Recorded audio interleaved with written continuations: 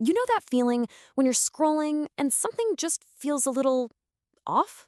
Today, we're going to put a name to it. We're talking about an idea called the borrowed world. Okay, picture this. It's late, or maybe it's your lunch break, that quiet moment in your day.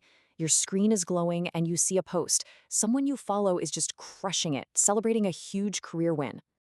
And you keep scrolling, of course. Next up, there's this beautifully shot video. Someone's on a wellness journey, finding their peace, looking all totally serene. And then another one pops up.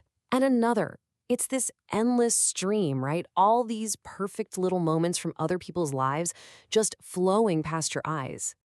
And you tell yourself, hey, I'm just getting inspired. I'm learning. But come on, if we're being really honest with ourselves, there's this weird, hollow feeling that starts to creep in with every swipe. So the big question is, why does watching so much life make us feel so, well, lifeless? So what if all that learning and research, what if it isn't that at all? What if maybe it's something else completely? What if we're just hiding? And that brings us right to the heart of this whole thing, a concept called the borrowed world. It's this act of just passively consuming other people's lives, not really for inspiration, but more like a vacation from the hard work of building our own. I mean, that's the pull, right? The borrowed world is so cozy. It's comfortable. It asks literally nothing of us. Watching someone else climb their mountain feels amazing, but it doesn't mean we have to take a single difficult step up our own. It kind of keeps us at a safe distance from our own challenges. And that's when it hits you, in those super quiet moments, when you finally put the phone down and the screen goes black. This tiny little voice pops up. That moment of really uncomfortable honesty, where we have to ask ourselves, am I just running away, hiding from the work I know I need to do? We're all amazing storytellers, whether we realize it or not. We see a couple of perfect photos, maybe a few well-written captions, and our brain just fills in all the blanks. We build this totally perfect, idealized version of a person that, let's be real, probably doesn't even exist. And then we take our own messy, real, complicated lives and hold them up against this fantasy. It's a game we can never, ever win. So let's just lay it out, side by side. On one side, you have watching. It's easy, it's comfortable, and it leads to, well, inaction. And on the other side, you have doing. That requires you to face reality, to be in your own world, and to actually build something. That's the choice we're making every single time.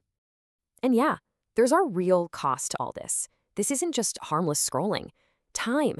It's the one thing we can't ever get back.